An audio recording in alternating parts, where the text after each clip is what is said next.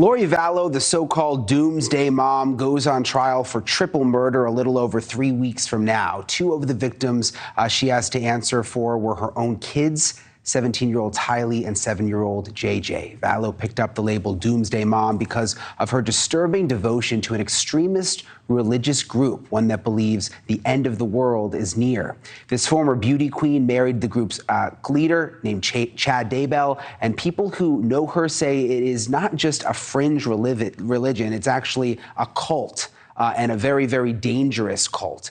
Let's hear from Rick Allen Ross. He specializes in cult intervention and has helped people escape cults for decades. I spoke with him earlier today. He told me he sees only one thing in Chad Daybell, and that is a cult leader.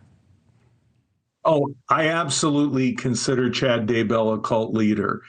He comes across as really kind of introverted and soft-spoken, but there are cult leaders that are like that.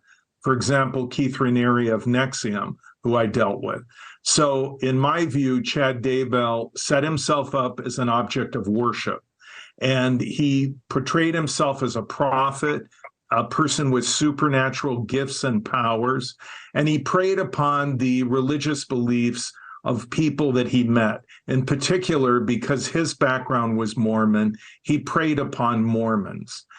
And Lori Vallow was a religious woman, someone who was very devout, very interested in spiritual things, and he used that as a means of leveraging his power over her. Do you think that Lori knew the difference between right and wrong, or do you think that she was just totally brainwashed? Well, I think that Lori Vallow was subjected to what you could call thought reform techniques, coercive persuasion, and that she began to see the world in a different way through the lens that Chad Daybell created. So everything she viewed, her children, her family, everyone, she viewed through that perspective. And in that sense, her mind had been shaped and changed by Chad Daybell. Is there a certain type of person that's more susceptible to being in a cult?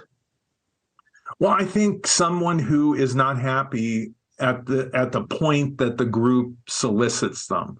So, I mean, if you're happy and you're content with your life, you're less likely to be open to change, because that's what cult leaders want, is for you to be open to change and eventually radical change and radical expectations of you, demands of you. So I think that Lori Vallow may not have been happy in her marriage. She may not have been happy at that time in her life. And then also, I think that people like Chad Daybell look for whatever the cracks are in people. What are their vulnerabilities? And in Lori's case, I think her devout religious beliefs was a window that Chad Daybell could get in through. It was his means of manipulation of her and other people that followed him. And that's why he was interested in the group or the network preparing a people, because he saw them as people that were already predisposed to end times prophecy, to preparing for the end, and that he could hopefully, in his mind, I think, play them and then opportunistically manipulate them. And just lastly, I think some people might watch this knowing, seeing the kids' faces, knowing that they were murdered, and think like, gosh, this just feels like an excuse, like a way to get off the hook, to say, oh, I was under mind control, oh, a cult, this is just a defense. I mean, how do you respond to that? Well, look, Charlie Manson led a cult, and we all know about the Manson murders, the Tate LaBianca murders, which were horrific. The people that were accomplices with Charlie Manson, they have been denied parole over and over and over again. They've been dying in prison. They have spent the rest of their lives in prison.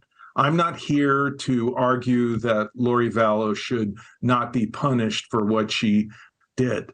What she did was a horrible crime. 2 children are dead. Her husband is dead.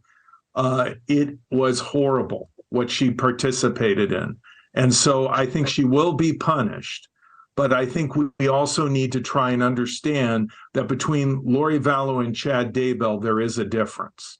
that Chad Daybell, in my mind, is like Charlie Manson, and Lori Vallow is, like Leslie Van Houten, who has been in prison for more than half a century, a follower of Charlie Manson.